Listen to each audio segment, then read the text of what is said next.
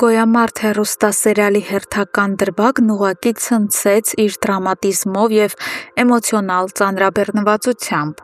Այսօր մենք տեսանք, թե ինչպես է մեկ ակնթարթում կործանվում երջանկությունը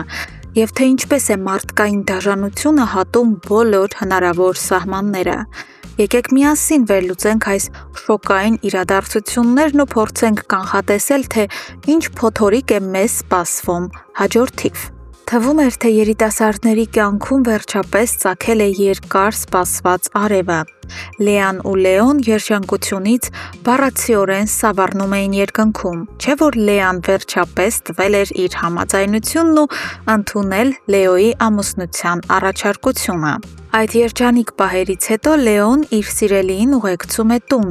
որտեղ Լեան ժամանակավորապես ապրում է մոր՝ Իննայի հետ։ Սակայն նրանք չգիտեին, որ այդ հարկի տակ նրանց սպասում է իսկական հոգեբանական տեռոր։ Տանը հյուրընկալվել էր Հունանը։ Հենց նրա հայացքն ընկնում է դստեր մատնեմատին փայլող մատանուն, նրա ներսում արթնանում է անվերահսկելի գազանը։ Տեսարանը, որին մենք ականատես եղանք, պարզապես սարսափելի էր։ Հունանը հարձակվում է սեփական դստեր վրա, կենդանական բնազդով գազանաբար քաշելով հանում է նրա մատանին ու շպրտում պատուհանից։ Այս արարքով նա փորձում է ցույց տալ, որ ինքն է նրանց ճակատագրի միակ տերը, և որ իր կամքից անկախ ոչ մի միություն չի կարող գոյություն ունենալ։ Հունանի հեռանալուց հետո խեղճ Լեան իջնում է բակ, հուսահատորեն փնտրելու իր սիրո խորհրդանիշը, սակայն ցավոք մատանին այդպես էլ չի գտնվում։ Բայց սա դեռ ամենը չէ։ Մեր վերլուծությունը հուշում է, որ Հունանը պատրաստվում է գնալ ավելի ծայրահեղ քայլի։ Նա ծրագրում է առաջիկայում բռնի ուժով Իննային և Լեային վերադարձնել իր առանձնատուն, որպեսզի նրանք կրկին հայտնվեն իր լիարժեք բռնապետական վերահսկողության տակ։ Սակայն Հունանի նյարդերն այսօր քայքայված են ևս մեկ ծանր պատճառով։ Նա իմացել է ամենասարսափելին։ Ավոյին հաջողվել է հրաշքով փրկվել այն հրեշավոր ու դժոխային կրակից, որ ինքն ու Արամն էին կազմակերպել նրա համար։ Գազազած Հունանը հասկանում է, որ Ավոն այժմ կրկնակի վտանգավոր է, ուստի նա սկսում է մշակել նոր, ավելի նենգ ու անսխալ ծրագիր Ավոյի վերջը վերջնականապես տալու համար։ Իսկ ինչ ճակատագիր ունեցավ Ավոն։ Կիսամեռ ու գետնին ընկած Ավոյին փողոցում գտնում է հայրը՝ Դավիթ պապիկը։ Ծերունին չի կորցնում իր մարդկային ու հայրական դիմագիծը։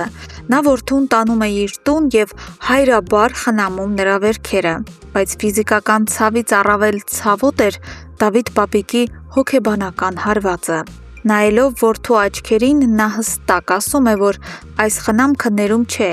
որ ինքը երբեք ու ոչ մի պարագայում չի ների նրան այն մարդկային անտարբերության համար, որն Ավոն դրսևորել է իրենց ընտանիքի հանդեպ վերջին 20 տարիների ընթացքում։ Լսելով այս խոսքերը, Ավոն գլխի կոր լուռ հեռանում է հոր տանից, հոգու խորքում փայփայելով թույլ մի հույս, որ մի օր հայրը կգթա ու կընդունի իրեն։ Բայց Ավոյի հոգեբանական շեղումն ու վախկոտությունն իրենց զգացնել են տալիս հենց հաջորդ վայրկյանին։ Փոխանակ իր ցասումն ուղղելու իրեն հրդեհող Հունանի դեմ, Ավոն գնում է ամենախոցելի զոհի՝ Էռնայի մոտ։ Մտնելով նրա տուն, նա հարձակվում և սկսում է խեղդել անօգնական կնոջը,